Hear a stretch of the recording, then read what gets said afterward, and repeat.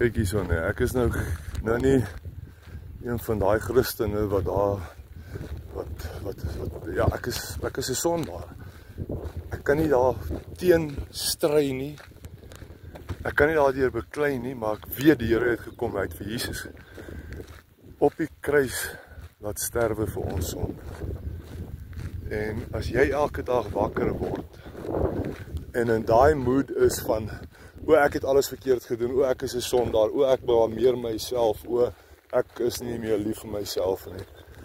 Dit is nie 'n goeie plek om te wees nie, en dit is nie waar die Here sê jy moet wees nie.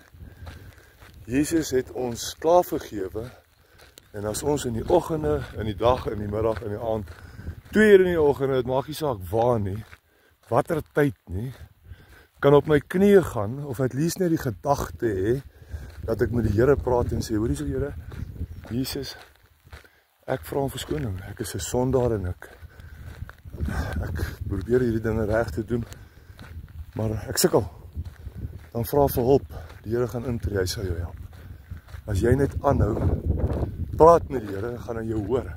Sy hand is klaar uitgesteek, jy moet net jou nou ook uitsteek. Hoe moeilik kan dit wees? Maar nou ja, kyk nou, ek hoop julle geniet hierdie dooie scenery soos ek, hè. Want wat ek sien is hierso. Wie het hierdie paal gemaak? Daar het 'n idee van iemand afgekom wat gemaak is deur iemand. Die plante, hoe kom hy so groei? Hoe kom die diere so? Dit laat jou dink, as jy in hierdie tye van jouself is, uit in die stilte, dit laat jou 'n bietjie dink weer, hoe het hierdie goeders, hoe is dit geskep? Nou, dit moes gebeur het ergens en nou, volgens my lei alles na Jesus toe, dit is waar het gebeur het. En ja, het is baie interessant om te weet dat daar so baie liefde vir ons is. Hier kom nou 'n kar verby, en laat ek net 'n bietjie stil raak.